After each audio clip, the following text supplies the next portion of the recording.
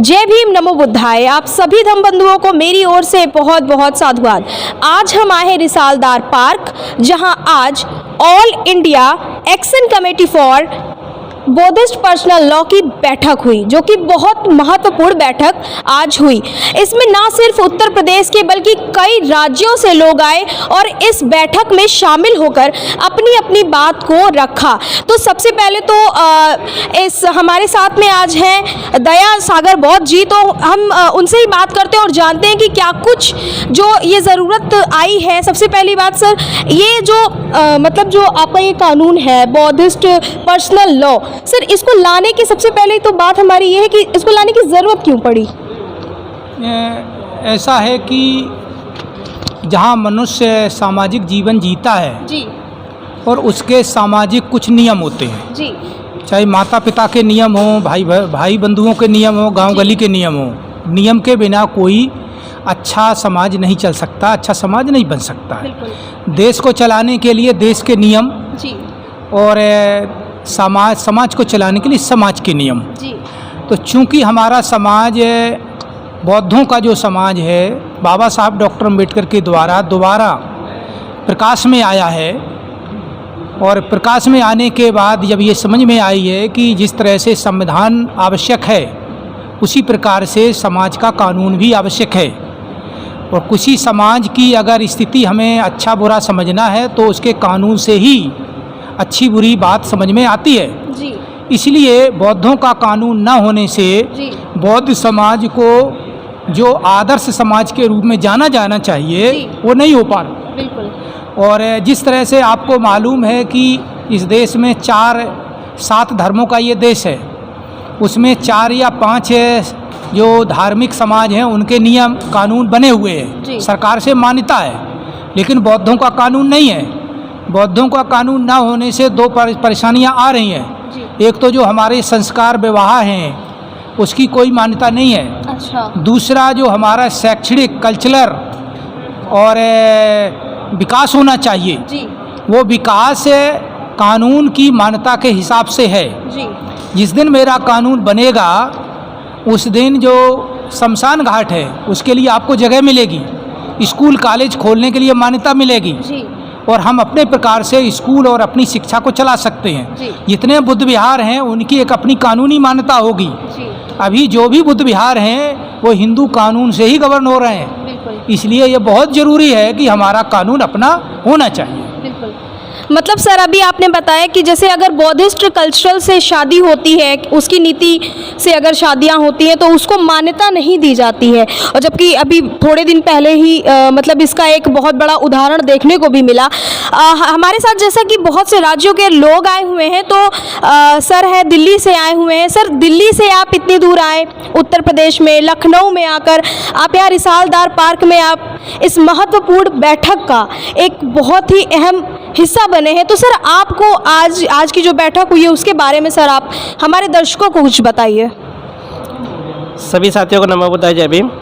जैसा कि अभी सर ने बताया, हमारे दया सागर बौद्ध जी ने, जो आज की सभा में नवोनीत भी किए गए हैं इनको अध्यक्ष के रूप में।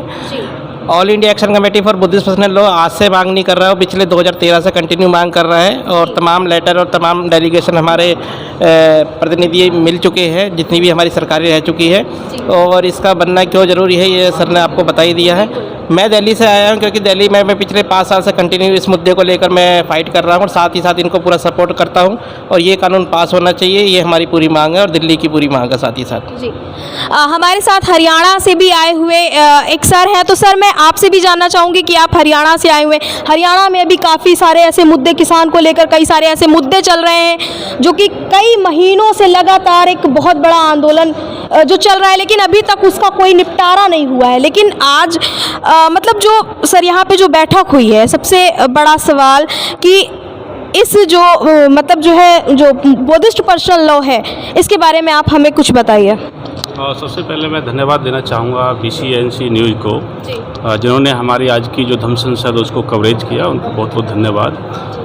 बात जब हमारी पर्सनल लॉ की जो यहाँ पे हुई, आज पर्सनल लॉ की ज़रूरत जो पड़ी वो हमारे माननीय साहब सागर जी जो राष्ट्रीय अध्यक्ष हैं उन्होंने आपको बता दी। हम लोग हरियाणा से इसलिए आए हैं कि जब बुद्धिस्ट पर्सनल लॉ हम बुद्धिस्टों का है, तो हम बुद्धिस्ट ही अगर पर्सनल लॉ की डिमांड नहीं करेंगे तो कौन करेगा हमारे लिए। इस देश के अंदर जिस तरह की जो सरकार अभी भारत सरकार जो काम कर रही है उसकी नीयत ये है कि वो किसी को भी किसी तरह का कोई अधिकार नहीं देना चाहती। जिस तरह से अभी आपने जिक्र किया हरियाणा का, तो हरियाणा में किसान आंदोलन बहुत दिनों से चल रहा है, लेकिन सरकार उसको सुनने के लिए तैयार नहीं है। उसी वजह से हम लोग भी 3-4 साल से कंटिन्यू सरकार के साथ में टच में हैं। उन पर हम लोग उनसे निवेदन कर रहे हैं कि हमारा पर्सनल लॉ बनाया जाए। 3 साल से हम लोगों ने जंतर मंतर पर नई दिल्ली से लेकर के और संसद तक हम लोगों ने आंदोलन किए, लेकिन सरकार हमारी बात को सुनने को तैयार नहीं है। हम लोग, हमारा जो धम्म संसद के लोग हैं, हमारी कमेटी पार्लियामेंट में गई, उसके बाद में सुप्रीम कोर्ट में हम लोगों ने अपील की। सुप्रीम कोर्ट ने जो भारत सरकार को भी इंटीमेशन किया है कि आप इनका जो लॉ बनाइए, लेकिन फिर भी सरकार की बनाने की इंटेंशन नहीं है।